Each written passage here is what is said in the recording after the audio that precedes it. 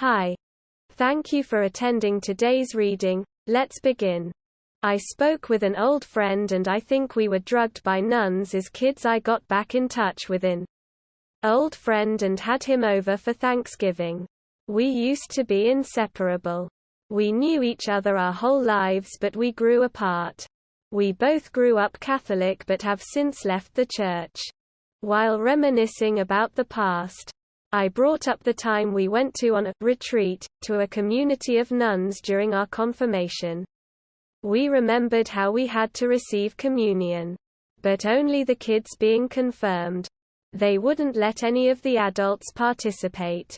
After receiving communion, we joined a prayer circle and we were told to speak in tongues. I distinctively remember feeling my heart beating dangerously. So much so I could feel it in my head. And a nun told me it was the Holy Spirit. A girl near me fainted and a couple kids said they felt sick. After the prayer circle broke apart, we were told to explore the garden. My friend and I remember how everyone was laughing and how strange everything felt. We were told this was God and that there was no way anyone would ever convince us that God's love was not real. After our retreat, some of the kids in our group got really sick and we started joking that we all got high. But what really bothers me about this experience is that every adult in my life and in the church seemed to get angry or ignore our questions. Having tried other drugs through high school and college, I've seen similar reactions from people: fainting, sickness, strong emotions, etc. Is the Catholic Church known to do this? Has anything like this ever happened to anyone else? End of story. Next story. I'm drunk right now and I appreciate all of you. People complain a lot about people. But people are awesome. I love you all. Peace. End of story. Next story.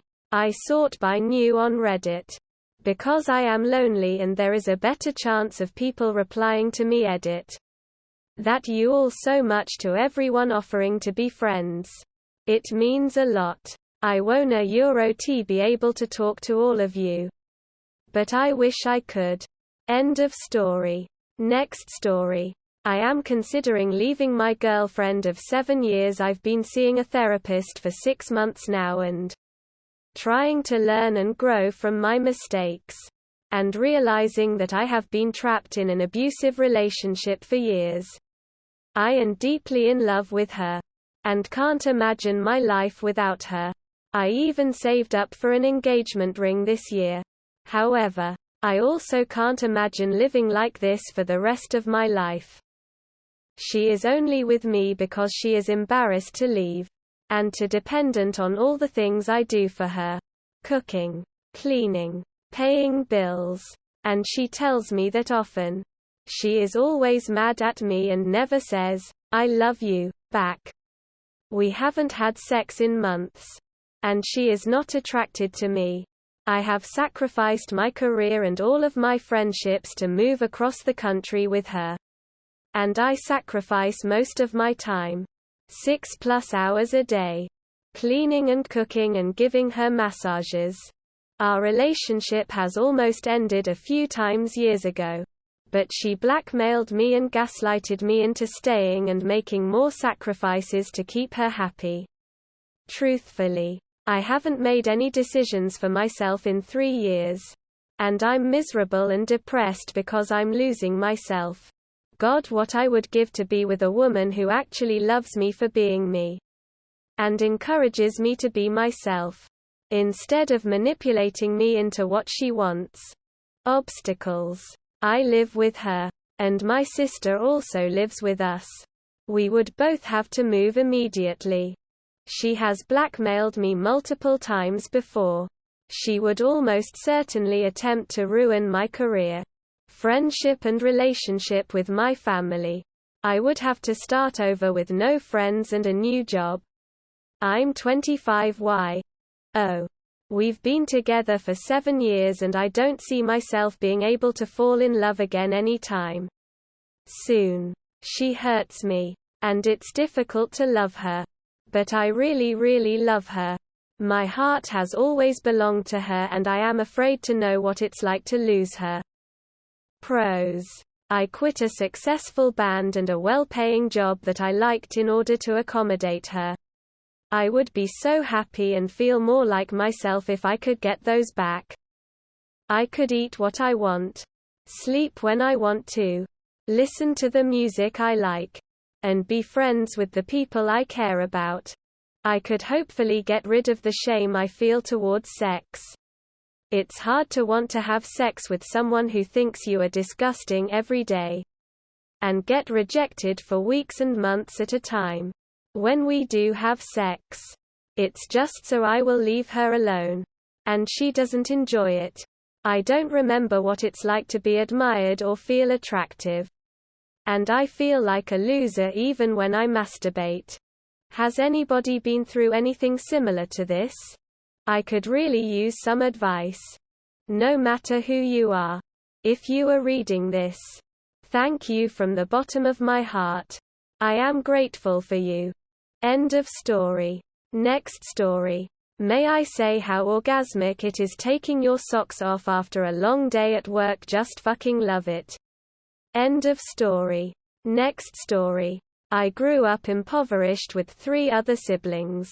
My senior year of high school, I went around asking every student I came across for $1 because I needed a $28 for my SAT and college applications. It took me 1 school day to raise that money and I was too ashamed to tell anyone what it was for. Now I have a BA and am working in my dream career making twice as much as my parents did. Law school is my next step. Only this time, I won't have to beg to get there. End of story. Next story. Yes. I'm proud. No. I would never tell my friends I helped my ex install air conditioning in his home. This was a difficult, 2-person minimum operation and I was a great assistant, I think. He loves his AC, loves it. In San Diego, AC is a luxury. He had it synced to his phone and synced it to my phone. Because he had given me keys and liked me to be there when he got home from work.